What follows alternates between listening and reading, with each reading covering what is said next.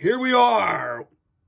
Tonight's episode of Talking Sports with Coach Steve. We have a special guest tonight, and his name is Pat Morris. Go ahead, Steve. Take it away. Where'd you go, Where did you grow up? I originally grew up in Kensington. Then I moved over to Port Richmond when I was probably 12, 13. And live in Port Richmond ever since, bud. What age did you start playing sports? Probably 3 or 4. My brothers, I was always drug up to Lighthouse Field with watching one of my brothers or my sister playing a sport, so I was kind of forced into them at a young age, bud. What organizations and schools did you play for? I grew up at Lighthouse, played baseball and soccer up there, played hockey at McVeigh, and then moved to Ramblers, Fishtown, Fox Chase. I went to the greatest school on earth, North Catholic, buddy. And then from there, went to Textile, and then went and played for the Kicks. You forgetting the team there, Pat? USA foosball? Oh, the futsal team. Yeah, I was fortunate enough. When was that? 01? 01, I started playing futsal and played till 08, I believe. Tell Stevens fans about what futsal is in case they don't know and understand what it is.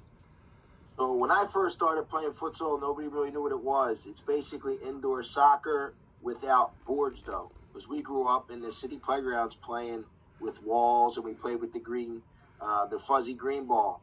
But futsal it's basically 4 field players and a goalkeeper, and you use a ball that's a little heavier so it doesn't bounce all over the place, and it's got touch lines, and you don't have walls to use. And they have a rule where you have to you can't pass it back to the keeper, and you have to what do you call? Sorry, my daughter's. It's all right. That's why we're zooming. Don't worry about it. And you have to really use your skill. You have to move off the ball. So for me, when I started playing it in 01, it really took my game to another level. And now everybody's playing futsal. You don't see as much indoor soccer anymore as you do futsal. Everybody has leagues, and everybody's playing futsal all over the place. It's such a good development tool. What do they do when the ball goes out of bounds in futsal? You got to put it on the line, and you can pass it in. You can't dribble it in. You can't score from a kick in, but you got to pass it in. So there's no throw-in? Nah, no throw-in at all. Everything's played on the ground. It's funny. I watch a lot of stuff on TV, and ESPN FC has people on, and they said, what one rule would you change about outdoor soccer? And the one guy said throw-ins. He goes, it doesn't make any sense.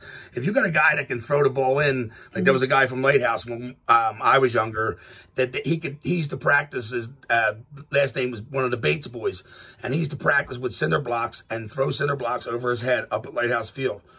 And wow. He could, a couple of the guys, and one guy was your brother Ed's age, and he could really throw the ball in. But that was a tool during a game sometimes. I was pretty decent at it, but some of my guys I played with were great at it. All right, Steve, next question. I'm sorry. In the college games, it's a huge tool, believe it or not. We got teams everybody's got a long guy that can throw the ball in long now. So it's used as a set piece in the college game. Yeah, Liverpool has a throw-in coach. I heard that. Yeah, heard that. It's hilarious. Look, Steve, ask him this one now. Tell us about, did you always play the same position? No, I played all kinds of different positions. I guess growing up when I was younger, I always had a knack for scoring goals. So I played up top or attacking mid. And when I went to high school, I started off at center mid, and then I eventually made my way up to the front. College, I kind of played all over. And then when I got to the pros, they moved me into the back, and I played defender. And then even when I played outdoor for a couple years, I played out wide on the left side. I played a little bit at the back. So I think that's one of my keys to my game was my versatility. I could kind of play anywhere on the field. Now I play over 35. I play center back. You still play? I play over 35 with a lot of North legends. Mousy Hines is my coach. I play center back for them. And this is the 11 on the side? Yeah, we play in a Sunday morning league over in Jersey. Oh yeah, they never asked. Someone said something to me. I should get involved, and I said I'll have a heart attack on the field. The only chance I get out to run around now and play. One of the questions we forgot to ask this girl that was on the other day about other sports, and I know you played baseball at North Catholic. What position did you play baseball? I was a center fielder, so I played center field at North Catholic. Did you win any? Did you make all Catholic or anything like that? Yeah, senior year I was fortunate to make all Catholic, but the best thing was we won the championship. In high school, I don't have any high school championships other than baseball, so it was awesome. We were loaded. We had a kid by the name of Chris Heck. He ended up getting drafted. We had him and Kevin Shaholsky. They were two big pitchers, and we were loaded that year. Yeah, I remembered going to one of your games with your brother Danny, sitting out in the outfield at Pecoe Playground. And I said to Steven, I said, yeah, we got to ask Pat, because we always ask people, like, what other sports they played. There you go, Steve. It's funny nowadays, everybody just focuses on one sport, but growing up, you played everything. I mean, the only thing I probably didn't play was basketball. Maybe a little pickup in the neighborhood, but I grew up playing hockey at McVeigh, baseball, soccer, football, tackle football at the playgrounds. So now everybody's just focused on soccer. And you forget about playing other sports. Yeah, well, someone's got to go to them academies, you know. That's true. I say that all the time, and people don't understand when you say you played at Lighthouse, how it was all in-house soccer and in-house baseball, and we didn't even travel for baseball outside ever. Oh, really? And soccer, we had a traveling team. On Sundays you played, and you had to play in the Saturday league. If you didn't show up for the Saturday game, what happened, Pat?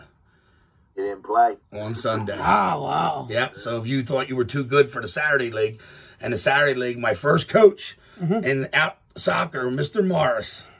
Mr. Morris was my coach. I played, I think it was Wishart, or baseball, Mr. Morris coached. So, yeah, we had a lot of good times at that organization, and they don't have them kind of organizations hardly anymore, because everybody specializes in baseball academies, soccer academies.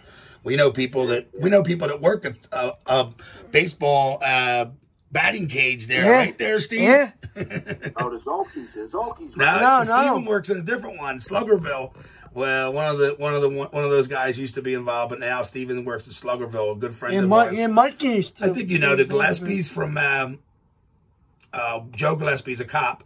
He owns that with a couple other people. Yeah. I took my son up there. We used to do soccer shots out of there. Steven's awesome up there, man. Steven, cleans up and stuff. All right, Steve, back to the interview. Go ahead. Do you have a favorite sports personality? Text message. Favorite sports personality? Like a player, or like Mike Missinelli on the radio? Anybody. I listen to Missinelli. I like his show. As far as players, nowadays, let's see who I like. I like watching, obviously, Liverpool's really good right now. I like watching Kevin De Bruyne for Man City. He's one of my favorite guys to watch play. I think at the moment, leading up to the coronavirus, he might have been the best player in the world at the time.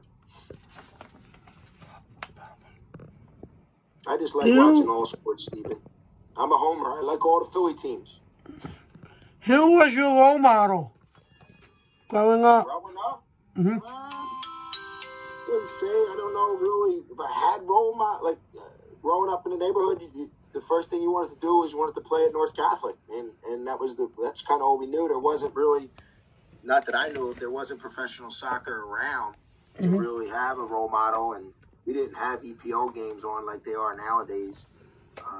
Just liked all sports, and I would say probably my brothers. I followed them. Anything your older brother did, that's what you kind of did. So followed them guys and followed whatever they did, and I did. For those out there that didn't know it, Pat had 3 older brothers. They all went to North Catholic. All played varsity. Percy played varsity, right? Yeah. Steven's got a tattoo he's going to show his audience. And Pat forgot one team that he played on. And Steven has a tattoo. And what does it say, Steve? Kensington United. Number? 17. Yeah, see, Pat forgot about that. He doesn't have enough time to tell us all the leagues he played in the summer and what have you. How about this one? One of my favorite times playing, Steven, is when you had me on your team. I saw something. Ah, yeah. And the McCook. When you were my coach, bud. Yeah, and what happened? You blamed it on your dad, though. I didn't like you blaming it on your dad. I got MVP that tournament, but we didn't win any games. We didn't win any games. We got the MVP. He was the best. Yeah, we had a good time, though, didn't we? Mm-hmm. Oh, yeah. That's why he got the MVP. He was at every game after that. He stayed around. That's one thing you miss nowadays. Nobody plays pickup soccer no more. That's one thing when I grew up. You always go to the courts or you cramp school and play pickup games. Yeah, when I lived in Port Richmond, it was all basketball, more basketball. Remind Pat, what street when you lived in Kensington? Who lived on our street? Matt Comey. All the Comeys. Yeah, Comey. I play pickup as much as I can with Timmy Comey up Samuels with a bunch of guys. But now with the coronavirus, we haven't played in a while. But it gets heated up there. It gets very competitive with the Comeys. Ask him about him and Matt. Or did they say Matt? Oh, are you Matt the same age you and Matt Comey? Nah, Matty is 2 years older than me. So I came in the North. Matty had just won a championship. I came in. Matty was when I played varsity with Matty, I was a sophomore. He was a senior, and that was a big part of our season. I think we were like 9-1 at the time, and Matty broke his cheekbone. Yeah. Probably on. A lot of people don't realize how good of a soccer player Matty Comey was. He was probably on verge to win the Catholic League MVP for soccer if he didn't break his cheekbone. And we lost him for the season, and we lost the playoff game to Ryan. And then Matty went on to win the MVP in basketball. Yeah, I remember that. He great soccer player too. People just think about him in basketball, but really, really good soccer player. Simple game, guy that you need on your team to win. What's your favorite kind of music? Nowadays, whatever the kids listen to. I listen to Missinelli in the car if I'm by myself. I like sports talk radio. I catch up on that. Or most of the time I'm actually on the phone calling people and oh yeah. I need to get back to on the phone because when I come home it's crazy in my house right now with the kids and all that stuff. So I listen to whatever's on the radio, whatever's popular. What was your first job at? First job. After soccer. After soccer. After I was done playing? Yeah. I just hopped right in with St. Joe's. I started doing St. Joe's while I played in that one season I played in Baltimore. So Philly folded. I signed on with Baltimore, and I just joined St. Joe's with Donnie on the coaching staff. And then the next year I got full time there, and I've been there ever since. Yeah, we apologize, Pat. We meant to introduce you and ask you what you're currently doing. For all Stevens fans out there, Pat, tell them what your job is. I'm the assistant coach at St. Joe's University right now for the men's program. How long you been there? In the Hawks. 10 years. 10 years. Hello? 10 years. Wow. 10 years. I'm getting old, Steven. I've been at Holy Family for 8. You believe that? Steven's been in Holy Family for 8 years. Going on his 9th season. Yeah. I guess that was probably my first 2 years. We probably had you guys. Remember, we had you up for practice a couple times. Yeah. Once you join Holy Family, we don't see you no more because you're busy. So you know what we're going through. You're busy with everything. It's just as much as we are. What's your favorite food? Oof. Probably chicken parm. Love me chicken parm. I'm a simple guy, Steven. Do you have any hobbies? Any hobbies? I just like... Now that I'm getting older, if I get a chance to play soccer, I really enjoy that because my time is running out. Like anybody will tell you, as you get older, you start losing your legs. So I guess playing soccer with the guys, not as much the younger guys anymore, more the guys my age and stuff like that because it's just fun. It gets competitive, but it's fun. But other than that, hanging out with my kids, when I'm busy during the season and the all season, I coach and do summer camps and all that stuff. So spending time with my kids is also a good time for me. I'm like a big kid anyway. How old are your kids now, Pat? My son will be 8 in June, and my daughter just turned 4 in January. Wow, 8 years old. I can't believe it. Jeez. And they're both nuts. They're both out of their mind. Well, Steve, tell them thank you very much. Thank you very much, man. That was awesome, Pat. And we'll be in touch. Steven, I saw you doing karate the other day. Yeah. You taking up karate? You gonna start whooping some people's butts, huh? Yeah. He's going to get the team in shape, right, Steve? Yeah, trying. He's going to try to get him in shape. Well, good luck. I texted him the other day when all this is said and done. I'd like to get together and grab some lunch. It's free, bud. So, yeah. I don't know. What are you doing? What are you doing during quarantine? Nothing. Just watch your videos. Trying to watch your videos when some girls maybe recruiting them. Trying to recruit some of them. Also, Gotcha. helping his tell him. And yeah, also help my mom babysit my niece and goddaughter. He's got two of them now. Yeah. One. Another one? Yeah, my one granddaughter Ellie is going to be 3 in May 11th, Yeah. and then her sister was born just December 9th. Another girl. Wow. Well, that's awesome. Yeah, Julia and Elizabeth, and Steven's the godfather to Elizabeth. Yeah. We call her Ellie. Yeah. I know. He told me. He called me and told me that. That's awesome. I told him that's a big responsibility. Oh yeah. They look up to you. You got to set a good example. That's what I tell my son. I tell him his little sister always does what he does. So don't act like a knucklehead and do it because she wouldn't do it. Well, that's us. We're going crazy being cooped up in the house. I need to find little things to do with them to get them out of the house and. Yeah, you're still down in Port Richmond. Do you have much of a yard in the backyard? I have a little driveway back here. We have a basketball hoop, so we go back there. I've actually been going up behind the prison to them fields. Yeah. Okay. They got the path where the kids can ride their bikes. And, that's great. Yeah, let them run around and stuff like that. It's crazy how all these universities are practicing on Zoom and everything. They're having meetings and stuff with the teams. And Steven had a meeting with the team, right, Steve? Yeah, 2 weeks ago. Yeah. Maybe we're going to have one soon. I don't know. That's cool. Carney Noy's going to do it, I think. We do it twice a week with the guys. And then we had a couple today for just letting us know kind of what's going on with the university. And then we have one with our incoming players so we can explain to them what's going on too. So, but nobody really knows. You got to kind of wait and see what's going on. So you just told me about Carly Lloyd. We're trying to get Carly Lloyd to join one of the Holy Family's Zoom meetings. That would be cool. I know you got the connection right there. Yeah. You know, her cousin played for us at St. Joe's. Get out of here. See that? What? Yeah. Her cousin played for St. Joe's. Yeah, you talked to Carly Lloyd. Her cousin played for us at St. Joe's. His name is Michael Fernero. Fernero, Great kid. Yeah, that's awesome.